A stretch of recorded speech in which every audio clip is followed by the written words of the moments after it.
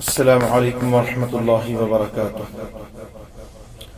معزز سامعین کرام، آج کا درس ہمارا اسباب فقر و تنگدستی ہے۔ آج اکثر لوگ گھر میں بے برکتی کے شاکی رہتے ہیں،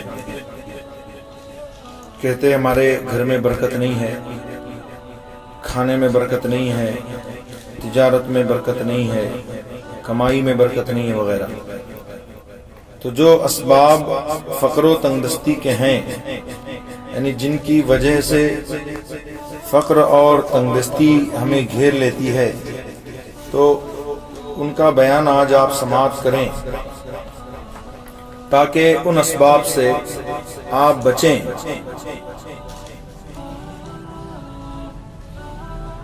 ان میں سے چند اسباب کا میں ذکر کرتا ہوں، آپ اسے بغور سنیں اور ان باتوں سے پرہیز کرنے کی کوشش کریں۔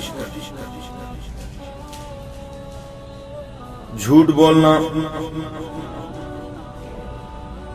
لہذا جھوٹ بولنے سے بھی فقر و تنگدستی ہوتی ہے۔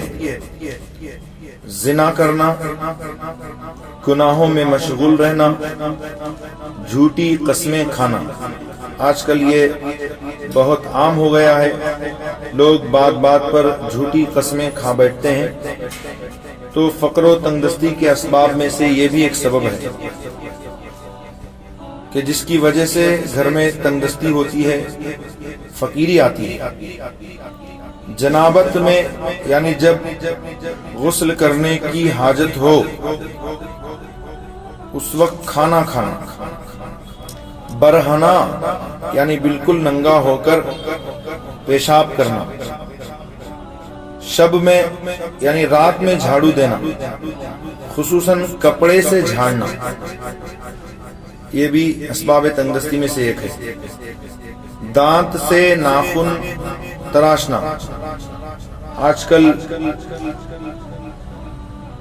کچھ لوگ اس بیماری میں مبتلا ہیں کہ وہ اپنے دانتوں سے ناخن کاٹتے ہیں، تو دانتوں سے ناخن کاٹنا یہ بھی فقر و تنگدستی کے اسباب میں سے ہے۔ پائجامہ یا دامن یا آنچل سے منہ پونچھنا، آنچل یعنی جو عورتوں کا دوپٹہ ہوتا ہے اس کا آنچل ہوتا ہے، یا ساڑی وغیرہ کا پلو ہوتا ہے، تو اس سے منہ پونچھنا، یا پاجامہ سے، ازار سے، یا دامن سے، کرتے کا جو دامن ہے اس سے۔ فقیروں سے روٹی کے ٹکڑے خریدنا، اس سے بھی فقیری آتی ہے۔ کھڑے ہو کر پاجامہ یعنی ازار پہننا، آج کل عوام میں زیادہ تر پینٹ کا رواج ہے، تو کھڑے ہو کر جو پینٹ پہنے تو وہ بھی فقر میں تنگدستی میں گرفتار ہوگا۔ بیٹھ کر عمامہ باندھنا، تو اس سے پہلے میں نے حدیث شریف عرض کی کہ بیٹھ کر پاجامہ پہننا چاہیے، کھڑے ہو کر عمامہ باندھنا چاہیے، صافہ۔ جو اس کا خلاف کرے، یعنی بیٹھ کر عمامہ باندھے، کھڑے ہو کر پاجامہ پہنے، تو وہ ایسی بیماری میں مبتلا ہوگا جس کا علاج نہیں ہے، العیاذ باللہ تعالی۔ اللہ تعالی ہم سب کی حفاظت فرمائے۔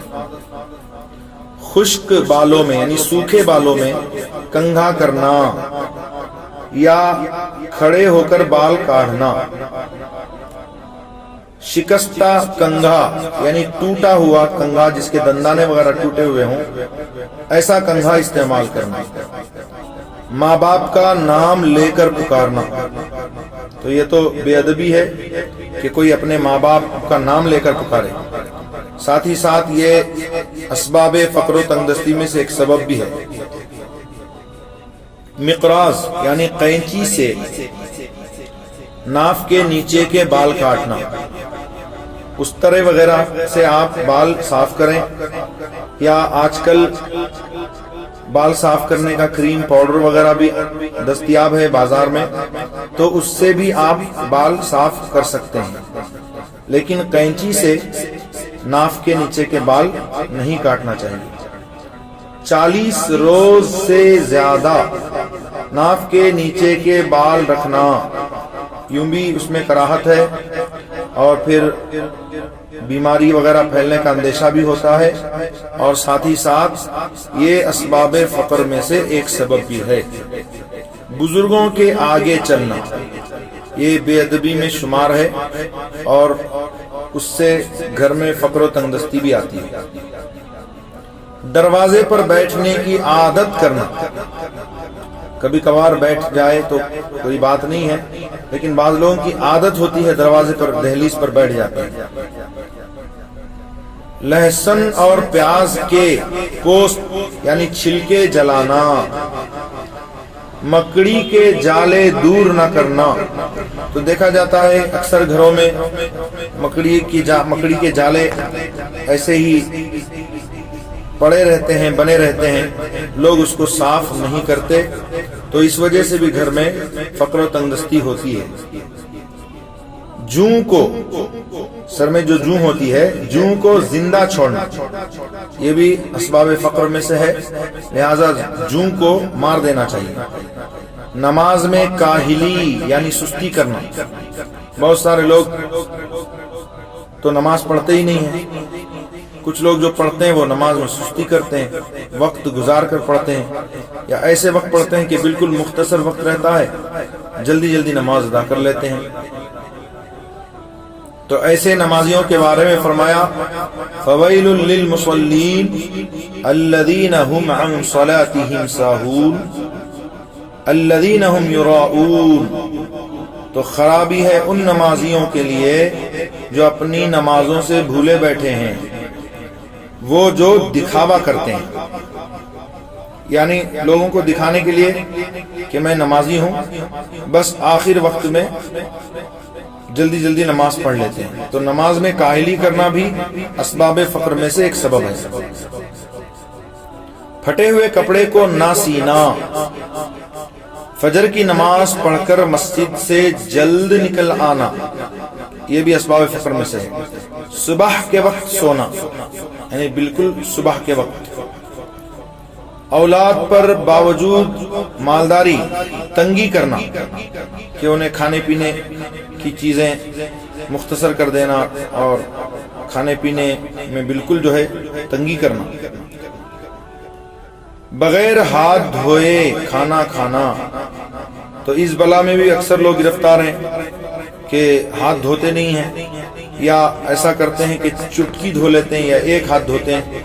ये सुन्नत के खिलाफ है, दोनों हाथ धोना चाहिए, खाने से पहले भी और खाने के बाद भी। खाने के बाद बर्तन साफ ना करना, अक्सर लोग बर्तन ऐसे छोड़ देते हैं कि उसमें बहुत कुछ खाना और सालन वगैरह लगा रह जाता है, खाने के दाने भी रह जाते हैं, तो उसे पोंछ कर साफ करके खाना चाहिए, इसमें बरकत है। और बर्तन साफ ना करके खाने में फक्र है, फकीरी है, तंगदस्ती है। अहलो अयाल से लड़ते रहना, हमेशा घर वालों से हमेशा झगड़ा करते रहना।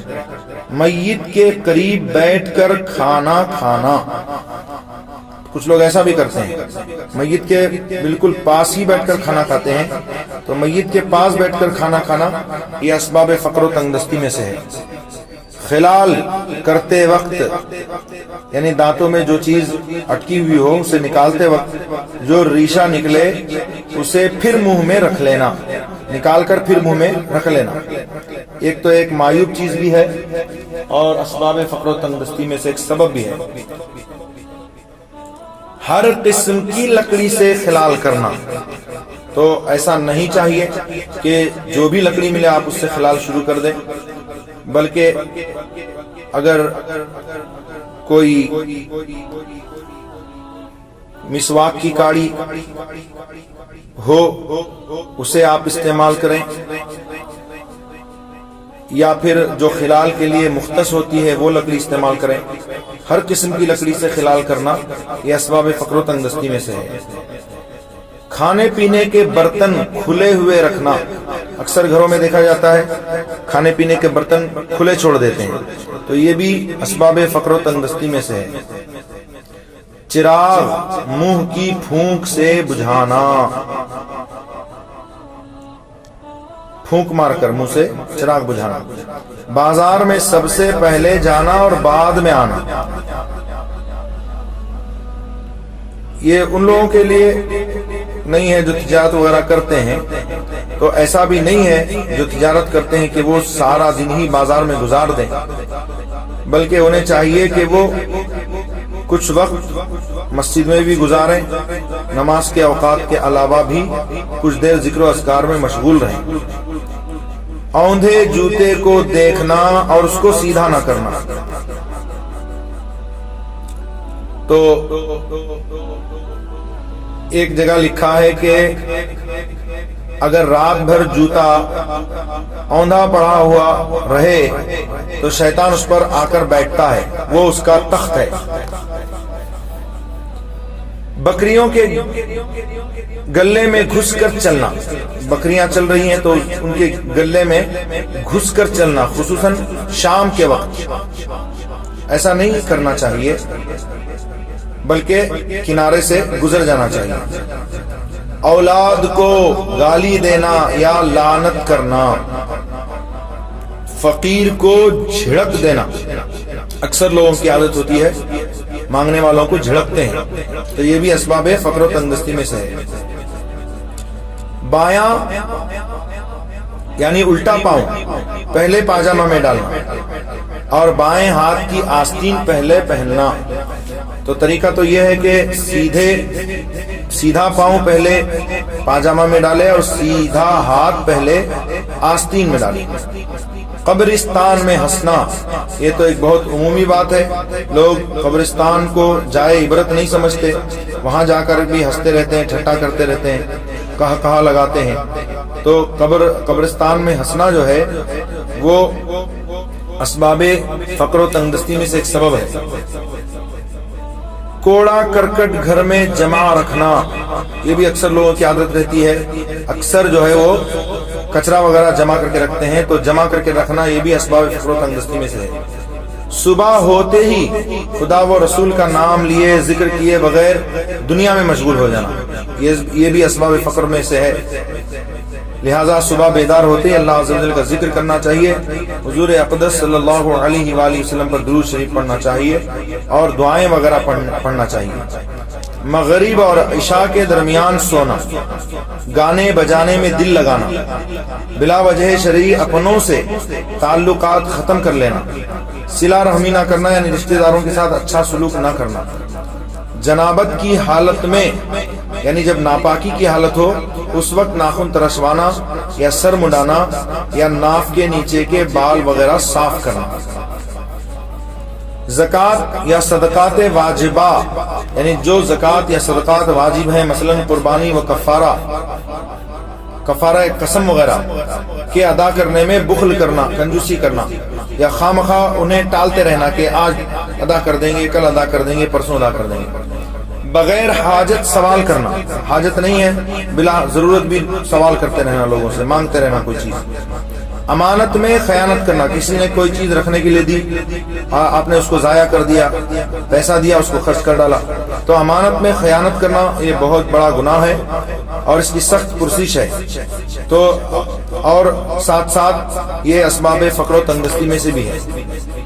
अंधेरे में खाना खाना, माँ बाप को तकलीफ देना, कुराने पाक को बगैर वजू के हाथ लगाना यूं भी हराम है और ये असबाब फक्र व तंगदस्ती में से है। शबे चहारशंबा यानी बुध की रात या इतवार की रात में बीवी से सोहबत करना, इसका मतलब ये नहीं है कि इस रात में सोहबत करना जो है जायज नहीं है, इसको असबाब फक्र व तंगदस्ती में से करार दिया गया है। अल्लाह ताला अपने हबीब अलैहिस्सलातु व तस्लीम के सदक़े हम सबको उन असबाब से बचने और परहेज करने की तौफीक अता फरमाए जो फक्र व तंगदस्ती लाते हैं। अस्तगफिरुल्लाह रब्बी मिन कुल्लि ज़ंबिन व अतूबु इलैह, ला इलाहा इल्लल्लाह मुहम्मदुर रसूलुल्लाह सल्लल्लाहु अलैहि वसल्लम। उम्मीद करता हूँ आप हजरात खुद भी ये दर्स समाअत करेंगे और दोस्तों अहबाब को भी शेयर करेंगे। फजज़ाकुमुल्लाहु तआला अहसनल जज़ा, वस्सलामु अलैकुम व रहमतुल्लाह।